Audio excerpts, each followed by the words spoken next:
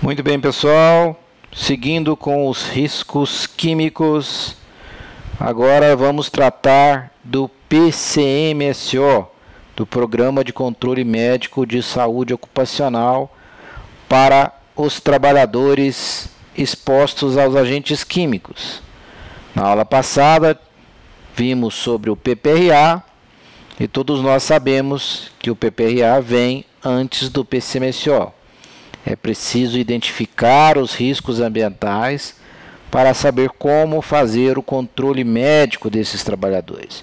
Quais são os riscos aos quais esses trabalhadores estão expostos e, portanto, como acompanhar a saúde desses trabalhadores. Então, sempre o PPRA vem em primeiro lugar.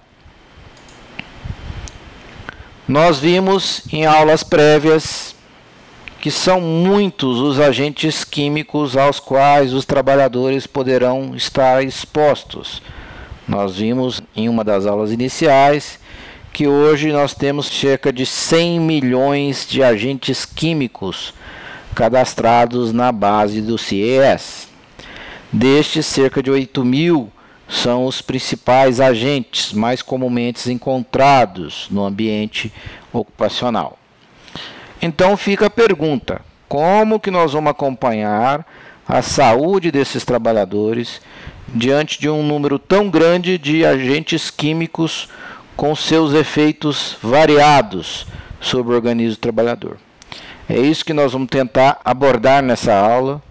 Sabemos que isso é um assunto complexo e que requer estudos.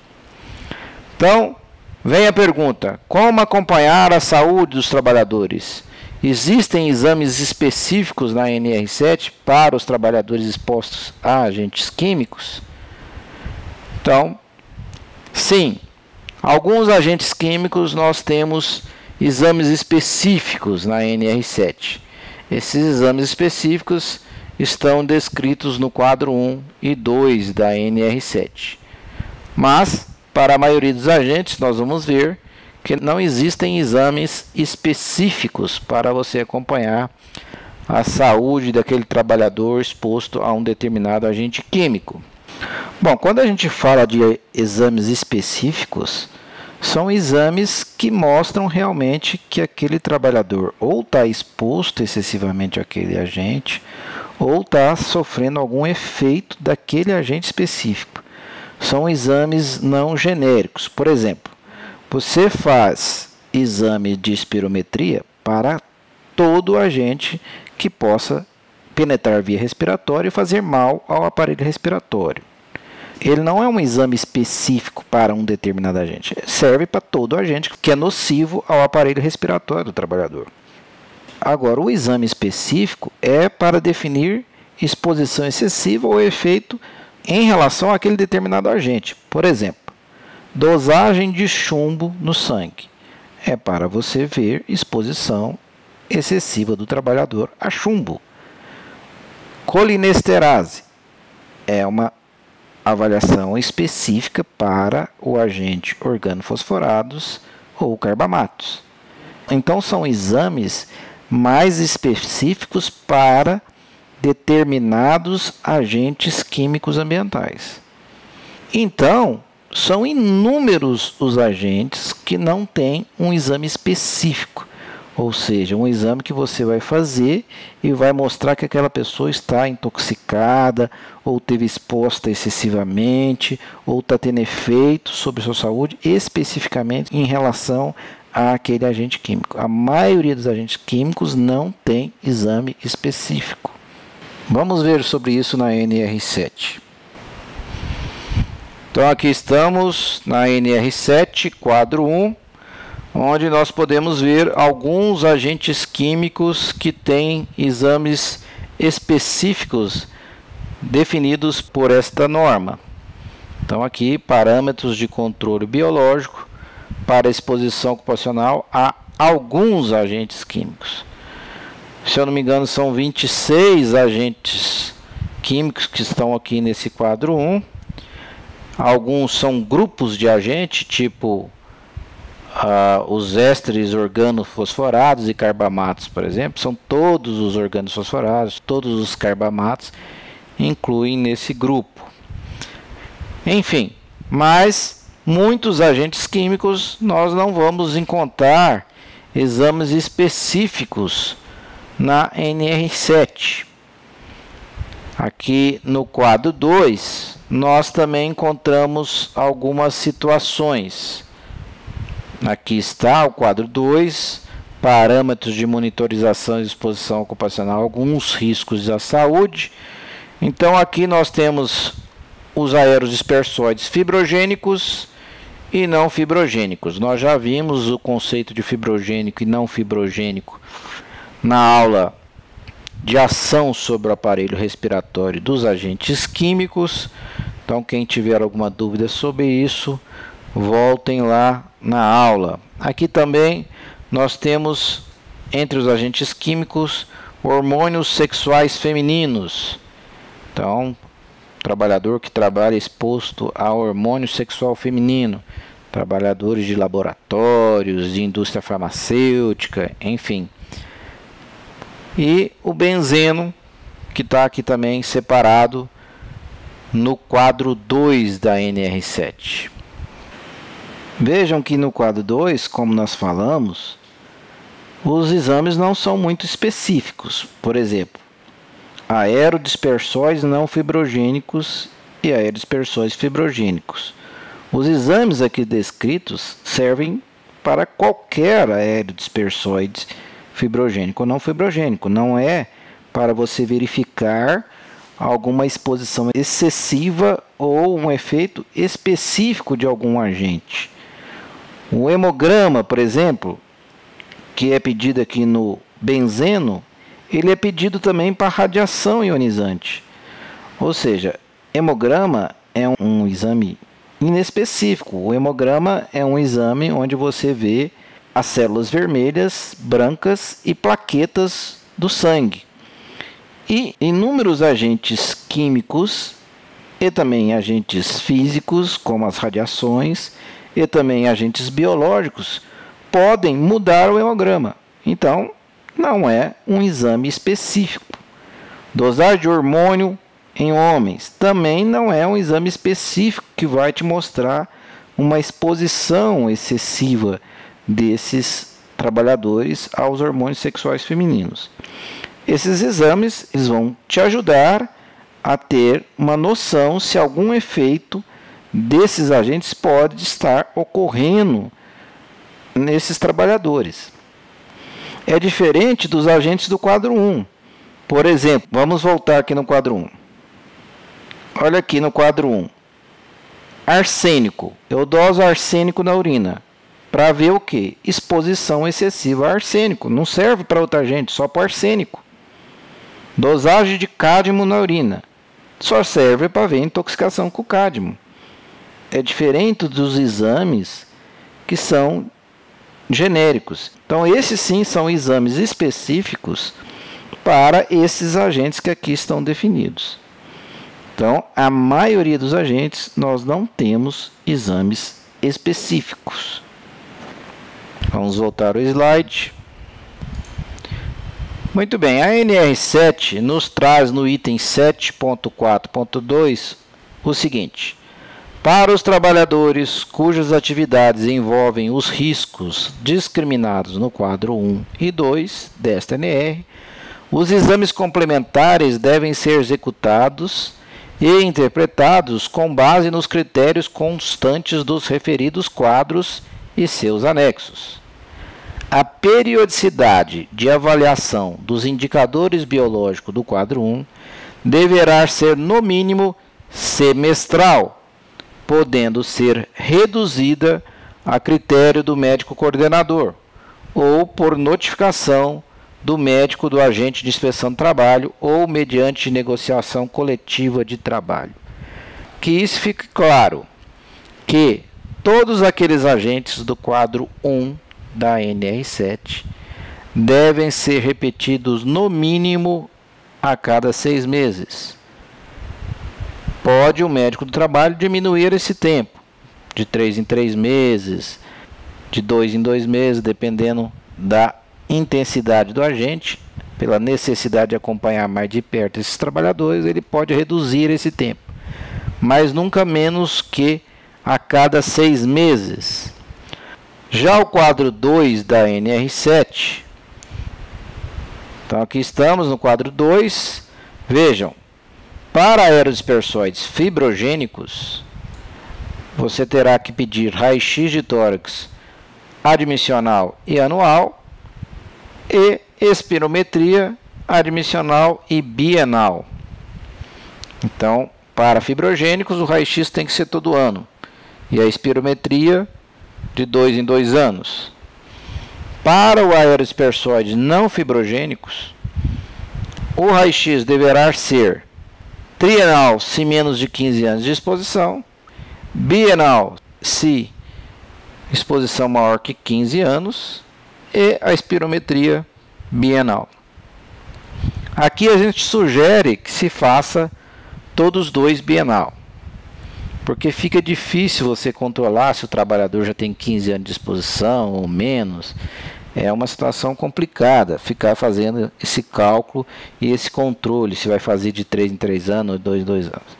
Então, se não for fibrogênico, aerodispersóides, faz bienal raio-x e bienal a espirometria. Se for fibrogênico, anual raio-x e bienal a espirometria.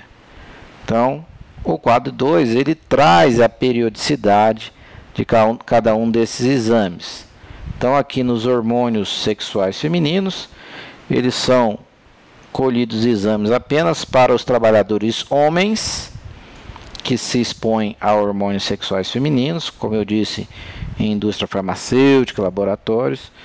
Então, esses trabalhadores homens que se expõem a hormônios sexuais femininos deverão dosar a testosterona total ou a testosterona plasmática livre e o LH e FSH, que são hormônios de ano em ano, admissional e de ano em ano. E para os trabalhadores expostos a benzeno, a NR7 nos traz para fazermos o hemograma completo com plaquetas na admissão e anualmente. Isso porque o benzeno é um agente sabidamente cancerígeno que atinge principalmente células sanguíneas. Então, são cânceres das células sanguíneas. Leucemia também pode dar aplasia de medula, que é mau funcionamento da medula que fabrica o sangue, enfim. Então, você tem que dosar o hemograma para ver como estão as células brancas e vermelhas do sangue. Vamos voltar ao slide. Bom, mas nós vimos que são milhares de agentes e nós só temos um grupo pequeno ali na NR7. Como é que nós faremos então para acompanhar a saúde desses trabalhadores expostos a agentes que não estão lá previstos na NR7?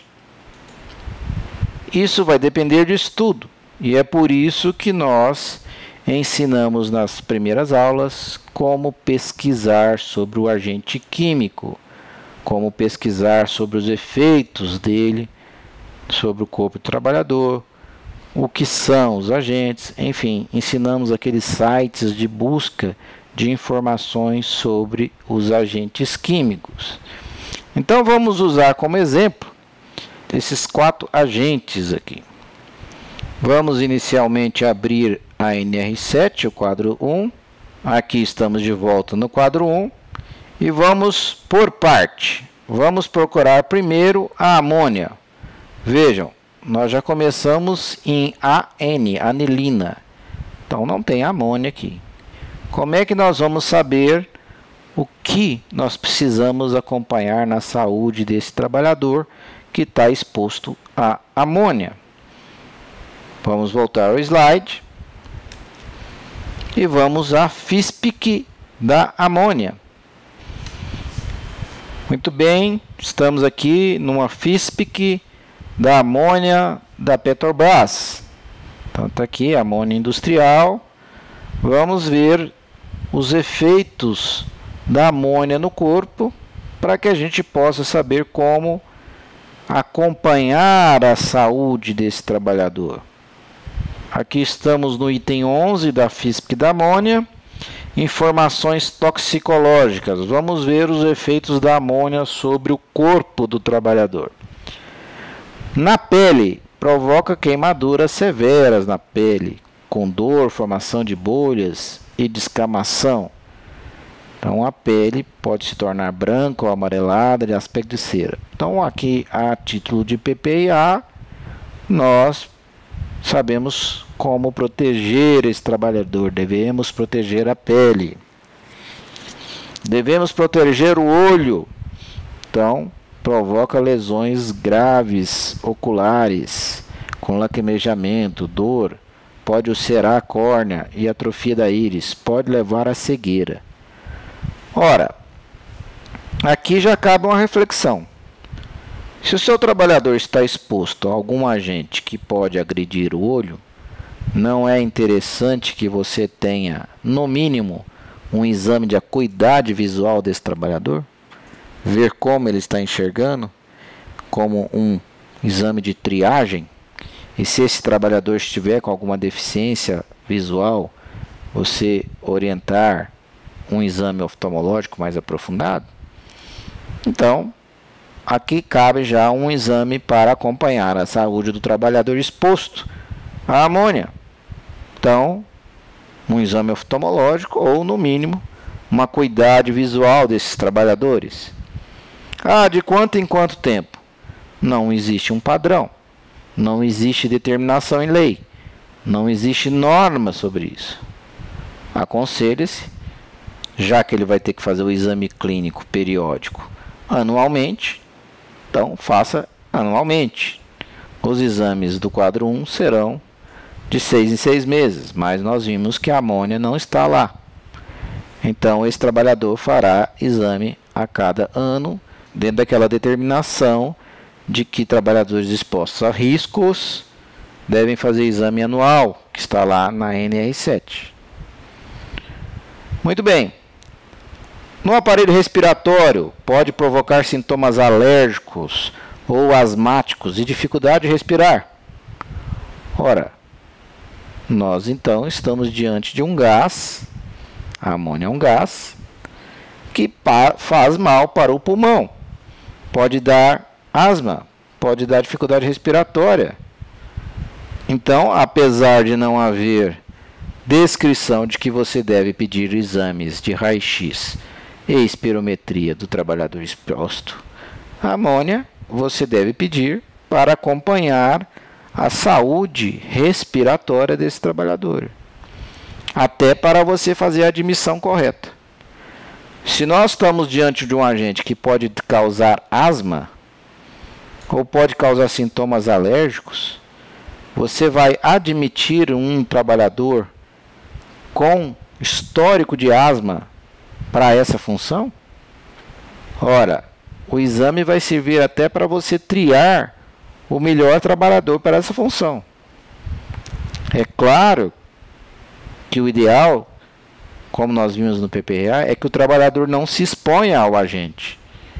Mas, se ele vai se expor, mesmo que seja em quantidade menor, você deve selecionar o trabalhador mais adequado a essa função. Você já não vai colocar um indivíduo que já tem problema de pulmão para se expor a um agente que faz mal ao pulmão. Então, aqui está um exemplo de um agente que não está na NR7 e que você pode já definir alguns exames complementares baseado nos efeitos do agente sobre o organismo do trabalhador. Vamos passar agora para o outro agente. De volta no quadro 1, o próximo agente que nós colocamos de exemplo é o ácido sulfúrico. Vamos procurar, vejam, não existe ácido sulfúrico. Nem se a gente procurar sulfúrico lá embaixo, vocês vão ver que não existem ácido sulfúrico, vejam. De P já passou para T. Então vamos para a FISPIC do ácido sulfúrico. Aqui estamos em uma FISPIC do ácido sulfúrico e vamos ver os efeitos sobre o corpo do trabalhador. Olha aqui, O ácido sulfúrico é um potente irritante do trato respiratório, da pele e dos olhos.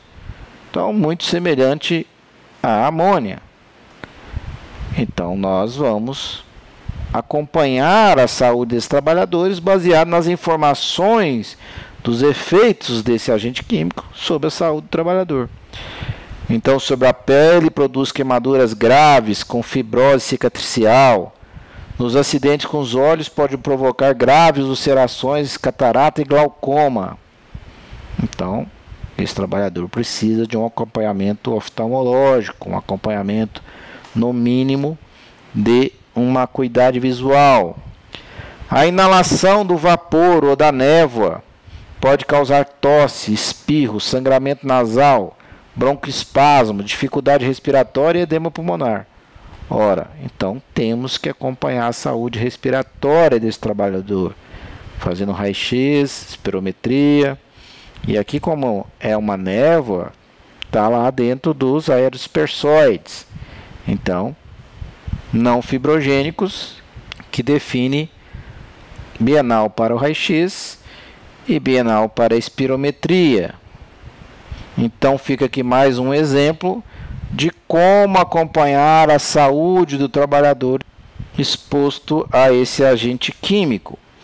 Então, é exatamente baseado sobre os efeitos que podem esse agente gerar no organismo do trabalhador que a gente vai fazer o acompanhamento desse trabalhador. Por exemplo, também podemos colocar uma avaliação sistemática da pele desse trabalhador, para ver se há lesões como queimaduras, sinais de má proteção da pele desse trabalhador. Então, faz parte do exame médico uma adequada vistoria da parte de pele, da parte cutânea desse trabalhador. Vamos para o outro agente que colocamos como exemplo, o paraquat. Aqui estamos de novo no quadro 1 da NR7 e vejam, não há paraquat nos exames definidos pela NR7. Como eu vou acompanhar a saúde de um trabalhador exposto a paraquat? Vamos olhar a FISPIC. Muito bem, estamos aqui na FISPIC de um paraquat.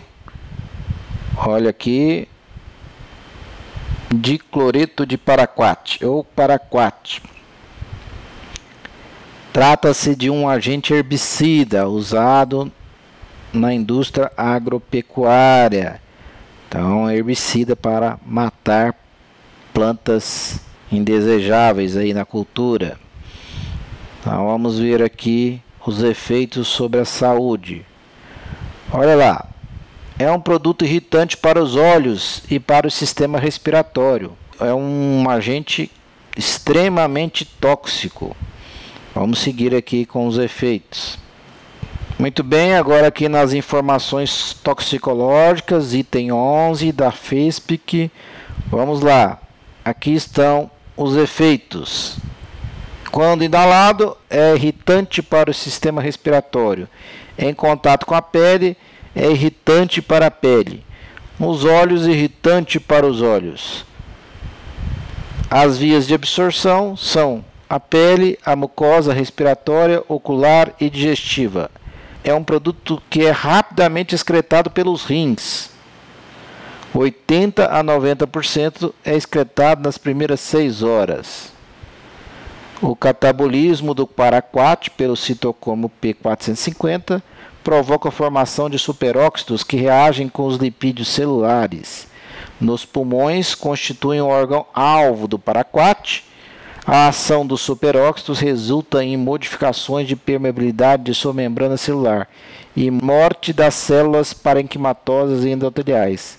Elas são acompanhadas de alterações oxidativas acumulativas em moléculas de colágeno e desenvolvimento de fibrose pulmonar irreversível.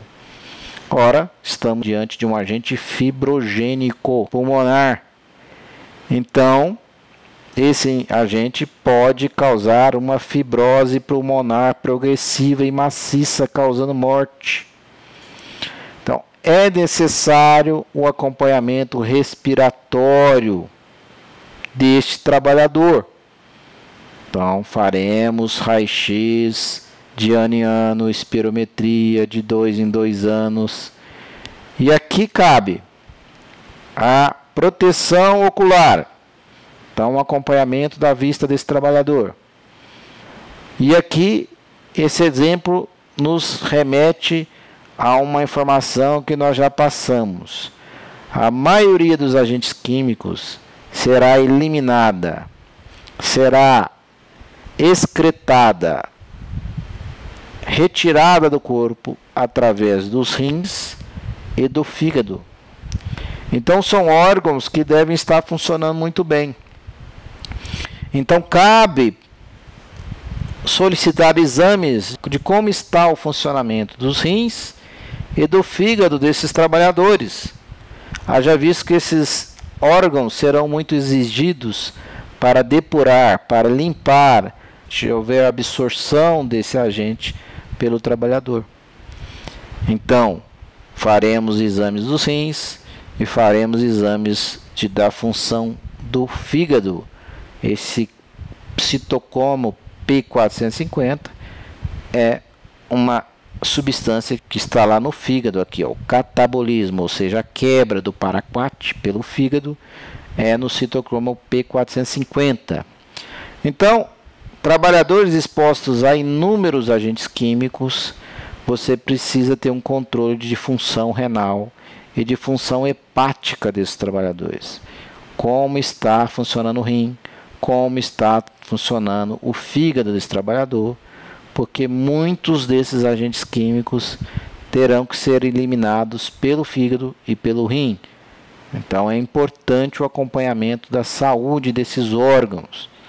Então aqui nesse paraquat a gente indicaria provas de função renal, provas de função hepática, exames de raio-x e espirometria para acompanhar o funcionamento do aparelho respiratório, exames de acuidade visual, haja visto que é um irritante do olho, e o acompanhamento médico em geral.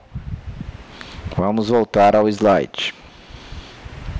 Muito bem, então vimos 3 exemplos de agentes químicos que não estão no quadro 1 nem 2 da NR7 e que, no entanto, nós temos que saber como vamos acompanhar a saúde desses trabalhadores.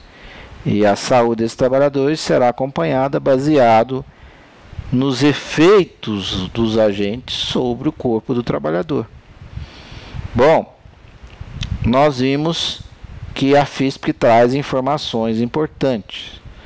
Porém, nós já vimos que há situações em que você tem que levar a pesquisa muito mais profundamente. As primeiras aulas nós falamos exatamente sobre estas pesquisas. Então vejam como nós ensinamos nas primeiras aulas sobre agentes químicos, que você tem várias instituições onde você pode buscar informações sobre os agentes químicos mais profundamente. Na CGIH, no CIES, na NR15, no IPCS InChain, no InChain Portal, no NIOSH, na OSHA. Enfim, são várias instituições que têm informações disponíveis nos seus portais de internet sobre informações sobre agente químico. Então, quando você está diante de algum agente que não está na NR7, você precisa de informações mais detalhadas das ações desse agente no organismo do trabalhador, para que você possa fazer o PCMSO, é preciso aprofundar essa pesquisa. E nós vamos fazer esse aprofundamento nessas instituições. Então vamos usar o exemplo do cloreto de vinila para a gente lembrar como fazer esse tipo de pesquisa. Vamos aqui para o site do Google. Estamos aqui no Google e vamos botar cloreto de vinila. Está ali, cloreto de vinila. E nós vimos aqui que já aparece na Wikipedia.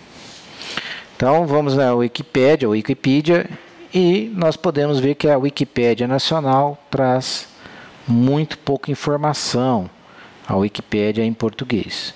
Nós temos aqui um número de CAS, eu já vou anotar o número de CAS, lembre-se que o número de CAS é importantíssimo.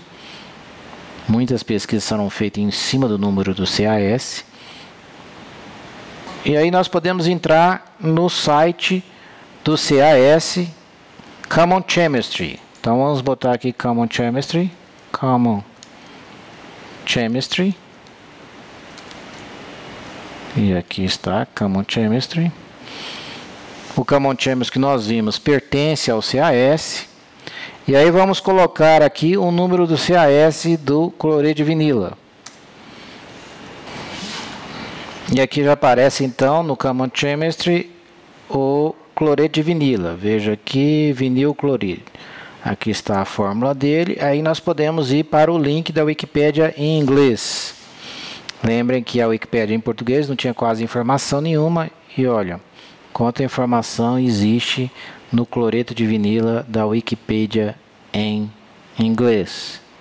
Lembrando mais uma vez que hoje em dia é fácil você fazer uma tradução para que te possa ajudar aqueles que têm dificuldade de ler em inglês. Então basta você vir aqui e pedir para traduzir. Traduzir essa página, traduzir. Isso no Google Chrome. Então, cloreto de vinilo é um organoclorado, etc, etc. Então, aqui está o CAS. Aqui nós podemos ver os efeitos sobre a saúde. Então, efeitos sobre a saúde. Ó, o cloreto de vinilo é inflamável. A hepatotoxicidade do cloreto de vinilo é estabelecida desde 1930. Então, é tóxico para o fígado. E assim por diante, nós vamos vendo os efeitos sobre a saúde do trabalhador exposto ao cloreto de vinila. Vamos agora usar esse mesmo CAS e buscar em outros sites de busca de informação sobre o agente químico cloreto de vinila. Então, mais uma vez usando o número de CAS, vamos para o site do eChain Portal. O eChain Portal é um dos maiores portais de informação sobre agentes químicos. E aí você vai substância, busca e vamos pelo número. E aqui você tem todos esses institutos participantes das informações aqui no portal do eChain. E vamos pegar uma informação aqui. E aqui está, do próprio eChain Portal. Vamos. Mais uma vez, então aqui IPCS eChain, a gente poderia ter ido direto no site do IPCS eChain. Fomos através do portal eChain Portal porque ele busca em todos esses sites, inclusive no IPCS eChain. Então vamos aqui, um desses sites aqui sobre o cloreto de vinila. Tá aqui, ó, vinil clorido ou cloreto de vinila.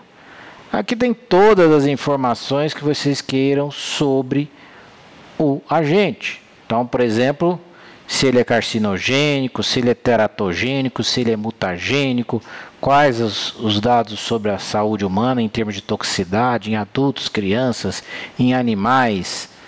Vejam quanta informação você tem aqui. E aqui eu gostaria de mostrar para vocês uma coisa importante. Kinético significa como esse agente ele circula pelo organismo do trabalhador, do ser humano. E aqui então, vou traduzir aqui para vocês verem, item 6. Vejam, aqui fala de como ele é absorvido, de como ele é distribuído depois que ele foi absorvido, qual a meia-vida dele no corpo e como ele é metabolizado. Olha como isso é importante, porque aqui você pode ver como é que esse agente é eliminado do organismo. Então vamos lá, metabolismo. Ó, o cloreto de vinilo é transformado no fígado. O sistema de oxidase de função mista é a principal via metabólica. Usa o citocromo P450, que é sempre um dos mais utilizados nesse metabolismo, lá no fígado. E aí eu não vou entrar em detalhes aqui não, mas vejam aqui. Depois é produzido os 2 principais metabólitos urinários do cloreto de vinil. Veja, metabólitos urinários. Então já dá para a gente ver aqui uma coisa que a gente sempre falou, que quando nós estamos diante de agentes químicos, é muito importante se ter uma função do fígado e do rim boa, porque são órgãos essenciais em eliminar esses agentes químicos do corpo. É através do fígado e do rim que nós vamos limpar, vamos dizer assim, o sangue desses agentes químicos. Então aqui no item 7 está a toxicologia. Nós vamos voltar aqui no começo, onde tem um resumo. Vejam bem. Olha aqui, cloreto de vinil. Resumo. Principais riscos e órgãos-alvos. A exposição aguda ao cloreto de vinil pode induzir a uma depressão do sistema nervoso central. Arritmias cardíacas. Altas concentrações podem irritar os olhos, também o trato respiratório. Opa, nós já estamos sabendo que ele é tóxico para o sistema nervoso central, nós já estamos vendo que ele pode causar arritmia cardíaca, pode causar depressão do sistema nervoso central, pode também irritar os olhos, pode irritar o trato respiratório e causa alterações hepáticas e dos rins. Nós já vimos isso na aula de frio e vibrações. E eu já citei isso antes. O cloreto de vinilo pode dar o fenômeno de Renault, que é a síndrome do dedo branco, com acronecrólise. E aqui fala do fibrose hepática. O cloreto de vinilo é sabidamente carcinogênico, ou seja, dá câncer no fígado, principalmente esse câncer chamado angiosarcoma do fígado. Ora, nós estamos então diante de uma ficha completa aqui que te traz informações detalhadas sobre o agente químico, onde você pode então definir os passos para acompanhar a saúde desse trabalhador exposto ao cloreto de vinilo. Como é que nós faríamos a princípio para um trabalhador exposto a cloreto de vinilo? Cloreto de vinilo é hepatotóxico, é cancerígeno, então são substâncias que devem ter a mínima exposição, devem ser processos enclausurados, com uma mínima exposição desses trabalhadores a esse agente. Mas esses trabalhadores que forem expostos devem ter avaliação oftalmológica, já que é irritante para os olhos, tem que ter uma avaliação do fígado através de um exame chamado função hepática, onde você vai avaliar como está funcionando o fígado, você vai pedir a prova de função renal, já que esse agente químico é eliminado pelo rim, então nós vamos avaliar o rim, vamos avaliar o aparelho respiratório através da espirometria do raio-x. Vamos evitar de entrar nessa atividade trabalhadores que têm dificuldades circulatórias. Eu já visto que ele pode dar fenômeno de Renault, então, que é uma doença circulatória que nós vimos também, como eu disse, na aula de vibração e de frio. Enfim, vejam que através de busca de informações na internet, você tem sites de muita confiabilidade para te trazer um norte de como acompanhar a saúde desse trabalhador. Então a FISP, que é talvez a informação primária sobre o agente químico, para que você tenha um norte tanto para fins de PPRA como para fins de PCMSO, mas em alguns casos você tem que buscar informações mais detalhadas. Eu fiz questão de pegar como exemplo esse cloreto de vinilo para que a gente voltasse como exemplo em outros sites. Quem tiver dúvidas sobre essa busca, assistam novamente, ou quem não assistiu, assista às aulas iniciais sobre busca de informações dos agentes químicos no ambiente de trabalho, que são as primeiras aulas sobre agentes químicos. Vamos voltar aos slides. Muito bem, então vimos aí outro exemplo de agente químico que não está na NR7, como acompanhar a saúde desse trabalhador. Vamos ver aqui o quadro 1 da NR7. E aqui está o quadro 1 da NR7 e veja que se você procurar não tem cloreto de vinila. Vejam, não tem cloreto de vinila. Então não existe um exame específico para você ver exposição excessiva ou efeitos do cloreto de vinila sobre a saúde do trabalhador. Então é baseado nos efeitos que nós vimos, é que nós vamos definir quais são esses exames. Que isso fique claro, nós trouxemos 4 exemplos de substâncias que não estão no quadro 1 da NR7, nem no quadro 2, e que a gente precisa saber como acompanhar a saúde desses trabalhadores. Vamos voltar ao slide. Muito bem, seguindo com os slides. Para os trabalhadores expostos aos agentes químicos não constantes do quadro 1 e 2, então quando os agentes não estiverem no quadro 1 e 2 da NR7, outros indicadores biológicos poderão ser monitorizados, dependendo do estudo prévio dos aspectos de validade toxicológica, analítica e interpretação desses indicadores. Então, é o que eu falei, nós vamos estudar mais profundamente os efeitos desse agente químico sobre o trabalhador e aí definir exames para o acompanhamento da saúde desses trabalhadores. O item 7.4.2 diz o seguinte: outros exames complementares usados normalmente em patologia clínica. Patologia clínica, para quem não sabe, são os exames de laboratório.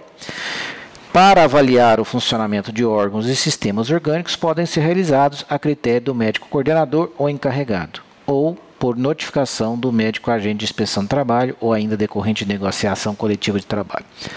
Então, gente, fique claro, a definição dos exames complementares não é só o que está na NR7.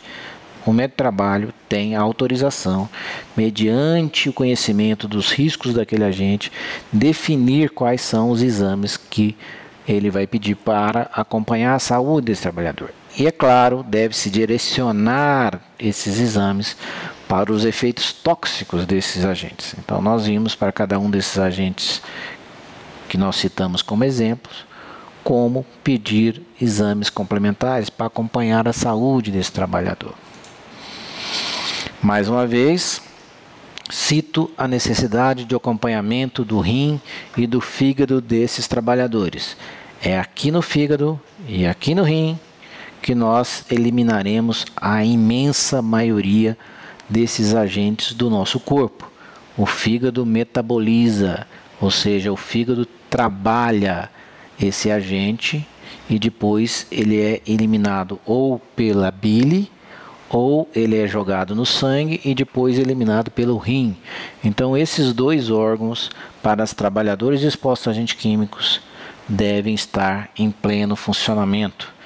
A saúde do fígado, ou seja, a saúde hepática e a saúde renal dos trabalhadores expostos a agentes químicos deve estar em boas condições. Vamos pegar aqui um outro exemplo para nós estudarmos. O arsênico ou arsênio, que é uma substância mineral e que tem vários usos na indústria. Vamos ver aqui alguns usos. Olha aqui, está dentro do livro de doenças relacionadas ao trabalho do Ministério da Saúde e da OPAS. Arsênio. O arsênio é uma substância de aparência metálica, quebradiça, de cor cinzenta e brilhante, de odor de alho. Existem 3 grupos principais de compostos arsenicais: os inorgânicos do arsênico, os orgânicos do arsênico, o gás arsínia e as arsínias substitutas. Suas principais fontes são os metais de cobre, chumbo e zinco, dos quais o arsênico é obtido de uma impureza durante a fundição. O arsênico é amplamente encontrado na natureza e com abundância em ligas de sulfeto. Uso e exposição. O arsênio elemento é empregado em ligas, com o objetivo de aumentar a dureza e a resistência ao calor. Produção de projéteis de arma de fogo, células de bateria. Também é utilizado para a produção de alguns tipos de vidro, como componentes de aparelhos elétricos, pilhas e baterias. O tricloroarsênico é empregado na vitrificação da cerâmica. O trióxido de arsênico é utilizado na curtição de couro e assim por diante, inseticidas. Então, uma ampla utilização dos compostos arsenicais na indústria. Vamos voltar ao slide. Se você entrar lá na lista oficial brasileira de doenças relacionadas ao trabalho e pegar o arsênio, você vai ver os seguintes efeitos do arsênio como causador de doenças no trabalhador. Eu pus aqui, isso aqui não está na lista, eu pus separado aqui para a gente ficar mais fácil o entendimento. Então, o arsênico pode dar angiosarcoma do fígado, que, como eu disse, é um câncer do fígado, no aparelho digestivo. Ele pode dar estomatite ulcerativa crônica, ou seja, uma inflamação da boca. Ele pode dar uma gastroenterite e colite tóxicas, ou seja, inflamação do intestino. E ele pode dar hipertensão portal, que é lá no fígado. Então, são ações sobre o aparelho digestivo. No aparelho respiratório, vejam, pode dar neoplasia maligna dos brônquios e do pulmão. Então, vejam que ele pode dar câncer no fígado e câncer no pulmão e nos brônquios. Pode dar rinite, pode dar ulceração e necrose do septo nasal. Nós vimos o que é isso lá na aula de ação sobre o aparelho respiratório. Pode dar bronquiolite obliterante crônica, que é uma doença do brônquio. Pode dar enfisema ou fibrose pulmonar, etc. Então, aqui nós já vimos que é um agente fibrogênico, um aerodispersor fibrogênico. Nos olhos, pode dar uma blefarite, que é a inflamação da pálpebra, pode dar conjuntivite, pode dar inflamação da córnea. Nós temos também ação sobre a pele, dando dermatite. Nós vimos uma dermatite arsenical lá na ação sobre a pele dos agentes químicos. Outras formas de hiperpigmentação, leucodermia, ceratose palmar. E outros efeitos tóxicos seria neuropatia, encefalopatia, arritmia cardíaca e efeitos tóxicos agudos. Vejam que em nenhum momento aqui foi falado de grandes efeitos sobre o fígado e o rim, a não ser a questão do câncer do fígado.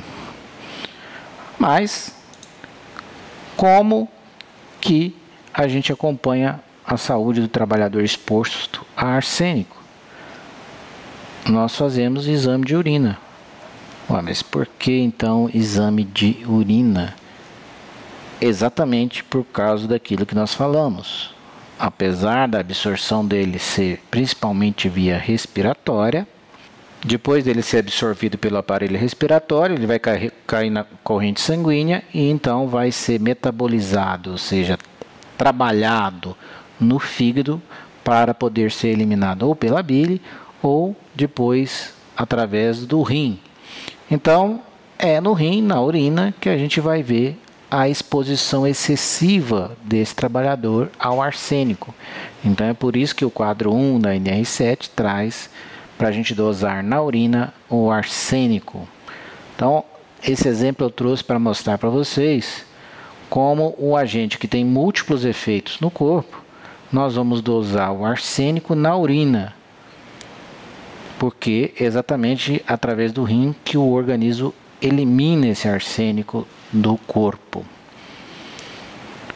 Então, para fechar sobre o arsênico, nós vimos que ele é tóxico para o aparelho respiratório. Então, faríamos espirometria, raio-x, faremos um acompanhamento do fígado, do rim, faremos um acompanhamento da vista, faremos um acompanhamento da pele desse trabalhador. Então, o PCMSO vai se basear nos efeitos desse arsênico sobre o corpo para a gente acompanhar a saúde desse trabalhador. Muito bem, e agora a gente precisa entender um pouco mais sobre esse quadro 1. O quadro 1 ele vem, em primeiro lugar, o nome do agente químico, depois vem outras colunas onde você vai analisar e interpretar os exames baseado nesse quadro. Em primeiro lugar, vem a coluna do indicador biológico. O que é o indicador biológico? É o material que você vai colher do trabalhador e o que você vai analisar quando o trabalhador está exposto àquele determinado agente. Por exemplo, na anilina, você pode pegar a urina e dosar o paraminofenol, ou o sangue e dosar a metahemoglobina. Então, essa coluna indicador biológico é o que você vai analisar, o que você vai dosar e se você vai pegar sangue ou urina para analisar a exposição do trabalhador àquele agente. Na próxima coluna está o valor de referência e o índice biológico máximo permitido. O que são esses valores? O valor de referência é o normal para uma população em geral, não exposta ocupacionalmente. Por exemplo, chumbo inorgânico.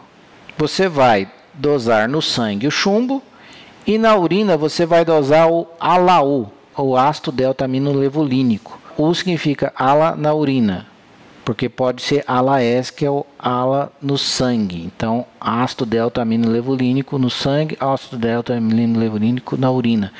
No caso, a NR7 determinou que tem que ser o da urina. Então, você dosa chumbo no sangue e ALA-U na urina. Ou zincoprotoporfirina no sangue. Nunca vi fazer isso. Normalmente, todo mundo pede o chumbo no sangue e o ALA-U na urina. Vamos para o valor de referência. O que significa? Até 40 microgramas por 100 ml de sangue é normal para qualquer pessoa da população, pessoas que não trabalham com chumbo. Qualquer pessoa tem chumbo no sangue. Nós estamos expostos ao chumbo através da respiração, do ar contaminado, através de alimentos contaminados. Enfim, o chumbo faz parte da vida. Nós temos ele no nosso dia a dia. É considerado normal para qualquer um da população até 40 microgramas para cada 100 ml de sangue. E o que é o índice biológico máximo permitido? Aqui já entra para o trabalhador. Você aceita que um trabalhador que trabalha com chumbo, você aceita até 60 miligramas por cada 100 ml de sangue. Então, o que nós vamos olhar no trabalhador é esse valor aqui, IBMP. Esse valor de referência é para a população que não trabalha com o produto. Esse índice biológico máximo permitido é o valor para quem trabalha com o produto. Então, quem trabalha com o chumbo tem que ter no máximo 60 microgramas por 100 ml de sangue ou 10 miligramas por grama de creatinina de ALA-U na urina. Então, o índice máximo biológico permitido é o valor máximo do indicador biológico para o qual se supõe que a maioria das pessoas ocupacionalmente expostas, ou seja, os trabalhadores expostos, não corre risco de danos à sua saúde. A ultrapassagem desse valor significa exposição excessiva.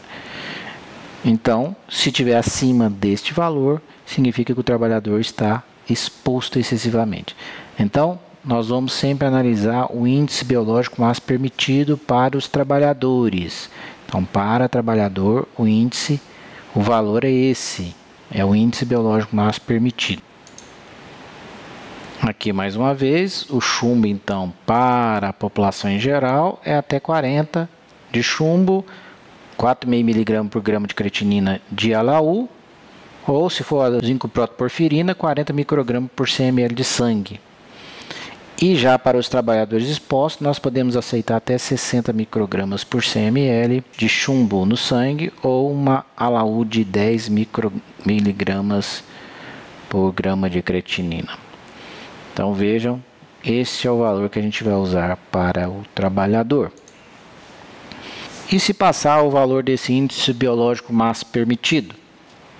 Bom, a NR7 nos traz o seguinte: sendo verificada através da avaliação clínica do trabalhador e ou dos exames constantes no quadro 1 da presente NR.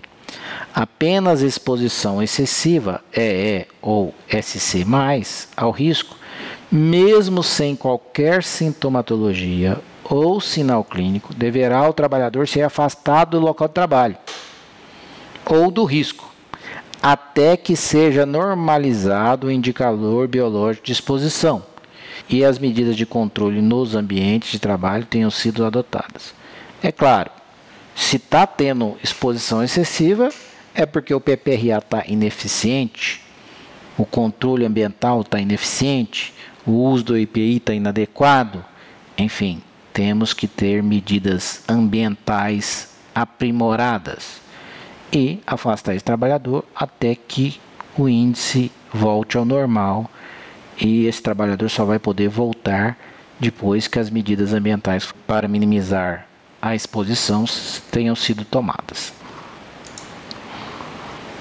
Seguindo, o item 7.4.8 diz que, sendo verificadas alterações que revelem qualquer tipo de disfunção de órgão ou sistema biológico através dos exames do quadro 1, apenas aqueles com interpretação SC, e do quadro 2, e do item 7.4.2.3 presente na NR, mesmo sem sintomatologia, cabe ao médico coordenador ou encarregado solicitar à empresa a emissão da CAT, Comunicação de Acidente de Trabalho, indicar quando necessário o afastamento do trabalhador da exposição ao risco, encaminhar o trabalhador à Previdência Social para estabelecimento do nexo causal, avaliação da incapacidade e definição da conduta previdenciária em relação ao trabalho, orientar o empregador quanto à necessidade de adoção de medidas de controle no ambiente de trabalho.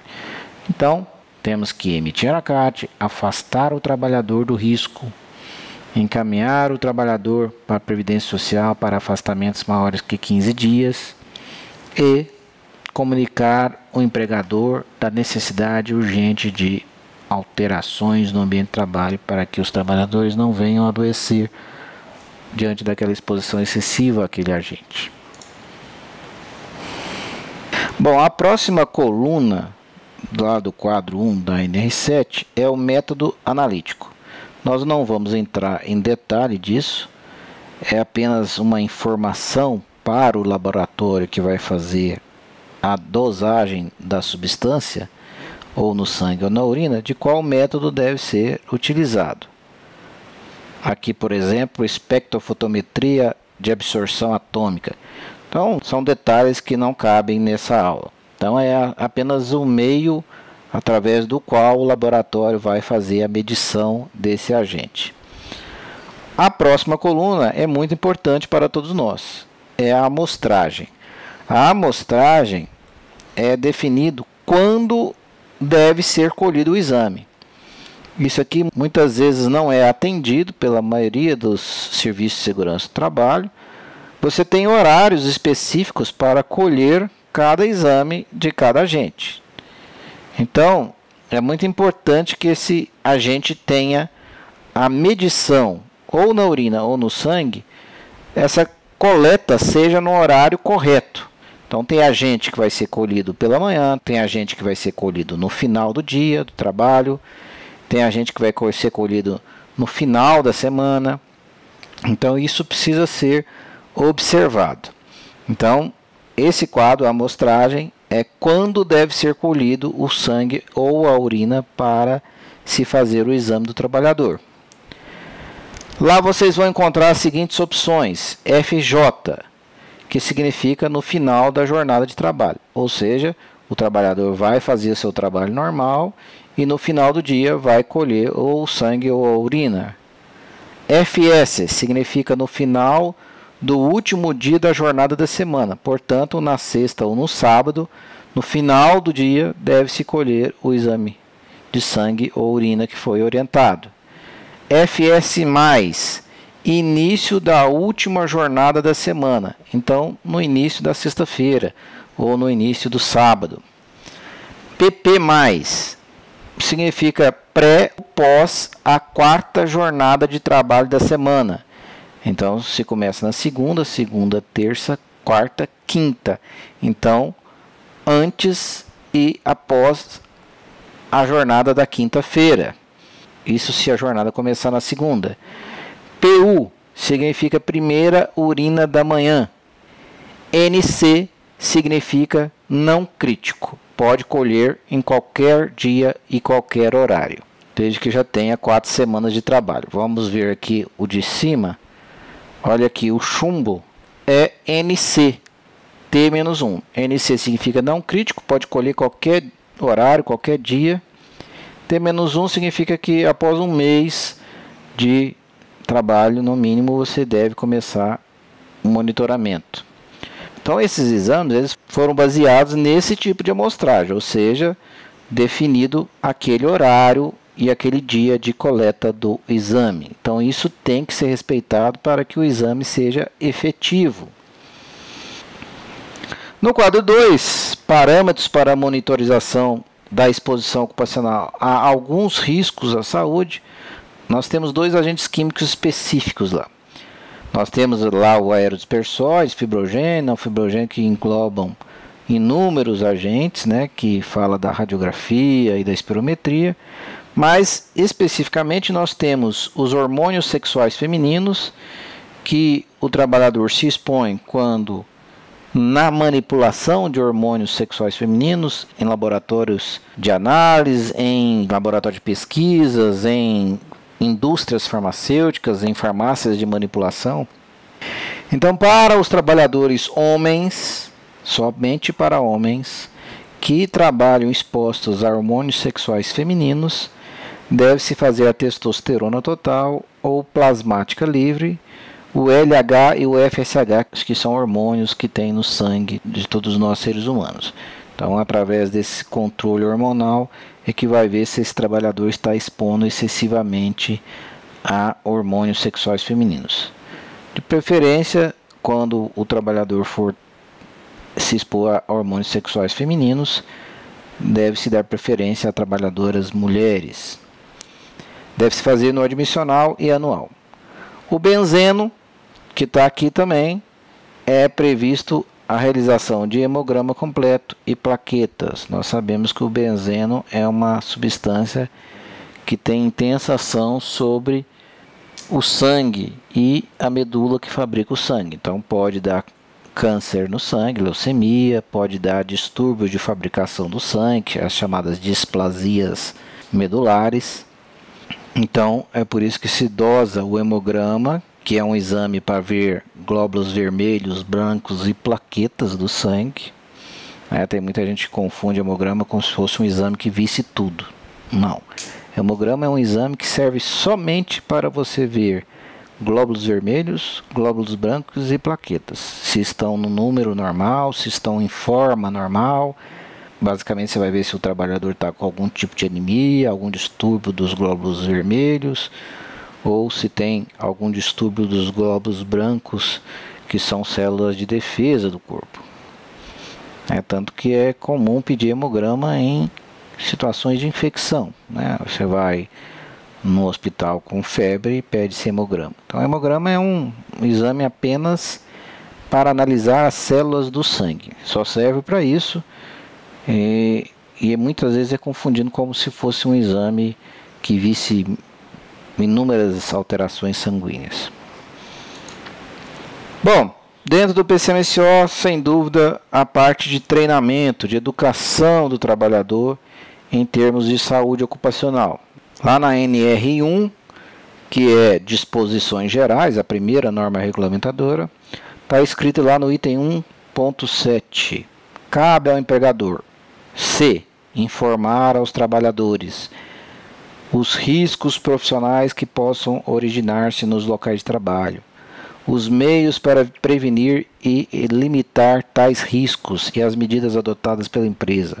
3. Os resultados dos exames médicos e de exames complementares de diagnóstico aos quais os próprios trabalhadores forem submetidos. Então, cabe ao PCMSO fazer o trabalho educativo desses trabalhadores frente aos riscos do ambiente de trabalho. Cabe ao PCMSO informar esses trabalhadores do resultado dos exames que eles se submeteram, para que esse trabalhador tome ciência de como está o seu exame. Próxima aula, assim como nós fizemos com os demais riscos, falaremos sobre a insalubridade, a periculosidade, a aposentadoria especial e o I-social relativos aos riscos químicos. Então vamos aprofundar um pouquinho mais sobre esses tópicos em relação aos agentes químicos. Muito obrigado, façam críticas, façam sugestões para que a gente possa aprimorar cada vez mais esse canal.